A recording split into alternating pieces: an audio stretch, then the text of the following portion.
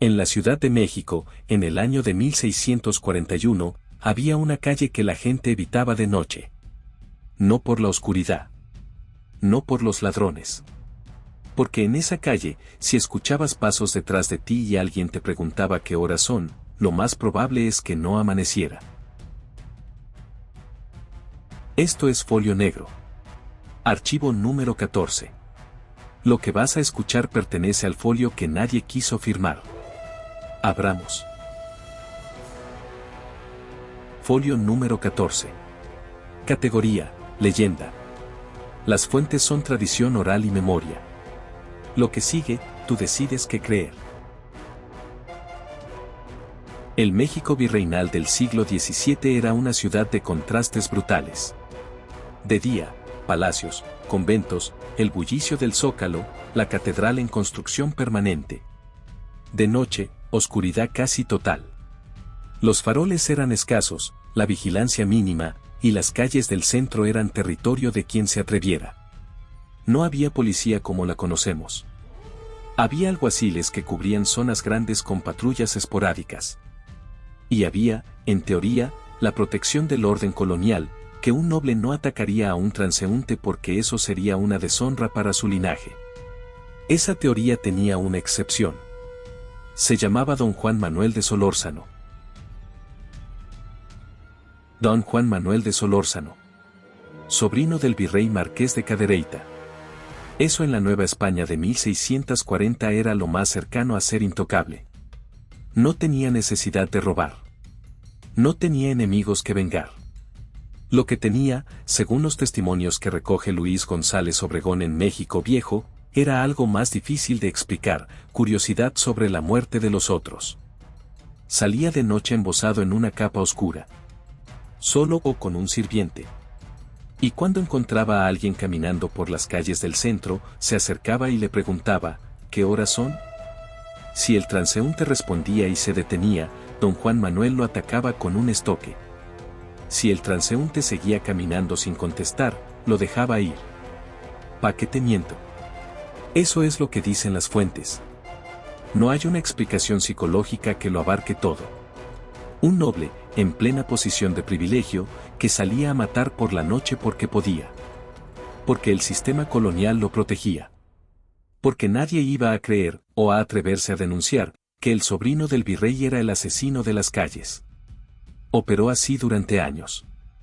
Artemio de Valle Arizpe lo ubica en activo al menos desde 1636. Lo capturaron. El expediente de su proceso está en las actas del Cabildo del Archivo General de la Nación, correspondiente a 1641. Y aquí es donde el folio se pone interesante. Incluso con el expediente abierto, con el peso del crimen sobre él, la primera reacción del sistema fue intentar protegerlo. Era el sobrino del virrey.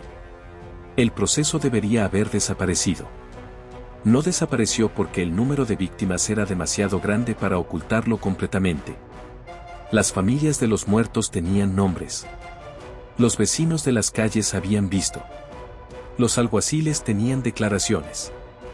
Don Juan Manuel de Solórzano fue condenado a muerte. Ahorcado en 1641, frente al convento de San Francisco, donde hoy está el cruce de la calle Madero con el corredor peatonal. Su confesión, según González Obregón, incluyó el número de víctimas, no se sabe con certeza cuántas, pero las crónicas hablan de una docena o más. Y aquí es donde el archivo termina y la leyenda comienza. Las dos juntas forman el folio. A partir de su ejecución en 1641, los testimonios coloniales empezaron a registrar apariciones en las calles del centro histórico. Una figura embozada. La misma pregunta: ¿qué horas son?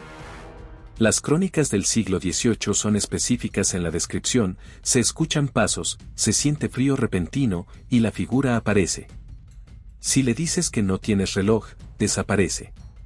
Si te detienes a contestar, los que cuentan el cuento dicen que no saben bien qué pasa después. Artemio de Valle Arizpe en Calle Vieja y Calle Nueva dedica páginas enteras a testimonios de diferentes épocas: colonial, independiente, moderna. La aparición de don Juan Manuel es una de las leyendas más consistentes del centro histórico. Consistente en el tiempo, en el detalle, en la pregunta. Hoy hay una calle en el centro histórico de la Ciudad de México que lleva su nombre, la calle de Don Juan Manuel, entre Uruguay y El Salvador. Está en el mapa. Puedes ir. Y los vecinos más viejos te dirán que no caminen solos por ahí de noche, aunque ya no saben muy bien por qué. Aquí entre nos, hay algo en esa calle que tiene la paleta correcta para lo que describes. Empedrado viejo. Paredes de cantera. Faroles que no alcanzan a iluminar todo. La ciudad de 1641 y la ciudad de hoy no están tan lejos ahí. La leyenda de Don Juan Manuel es una de las pocas donde el crimen está documentado y el fantasma también está documentado. No es solo folclore, hay proceso judicial.